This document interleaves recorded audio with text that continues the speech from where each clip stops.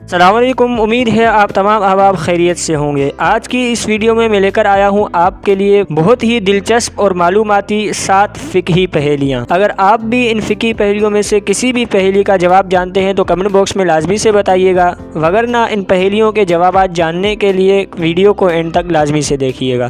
اس video کا پہلا سوال ہے، کس صورت میں پاخانہ پیشاب نجاست نہیں ہوتے؟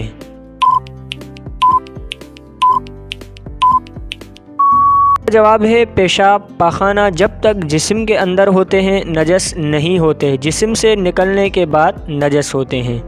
آج کی اس ویڈیو کا دوسرا سوال ہے، وہ کون سا کپڑا ہے جو ناپاک نہیں لیکن اگر وہ تھوڑے پانی میں پڑ جائے تو اسے ناپاک کر دے گا؟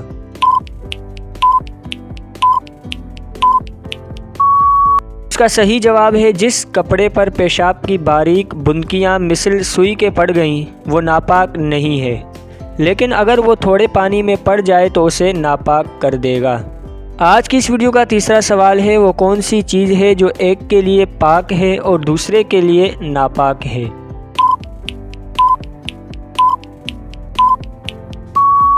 تو اس کا جواب ہے، وہ شہید کا خون ہے جو خود اس کے لیے پاک اور دوسروں کے لیے ناپاک ہے۔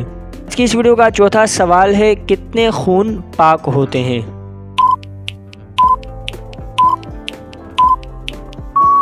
اس کا جواب ہے، 9 خون ایسے ہیں جو پاک ہوتے ہیں۔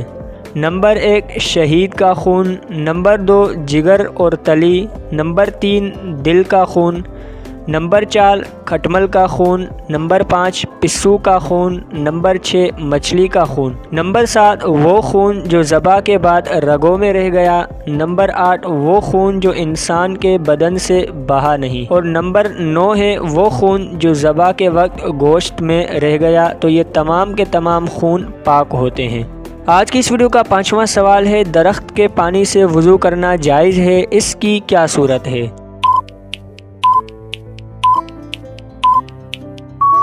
اس کا جواب ہے، درخت کا ایسا پانی کہ جو خود پاک جاری ہو اس سے وضو کرنا جائز ہے۔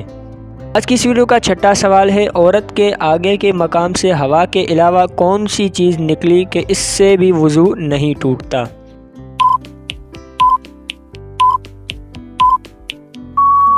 اس کا جواب ہے، عورت کے آگے کے مقام سے ہوا کے علاوہ بغیر خون ملی ہوئی خالص رطوبت نکلی تو اس سے بھی وضو نہیں ٹوٹتا اور نہ وہ نجس ہوتی ہے۔ آج کی اس ویڈیو کا 7واں سوال ہے، وہ کون سی چیز ہے جو انسان کے بدن سے نکلتی ہے تو وضو ٹوٹ جاتا ہے مگر وہ نجس نہیں ہے؟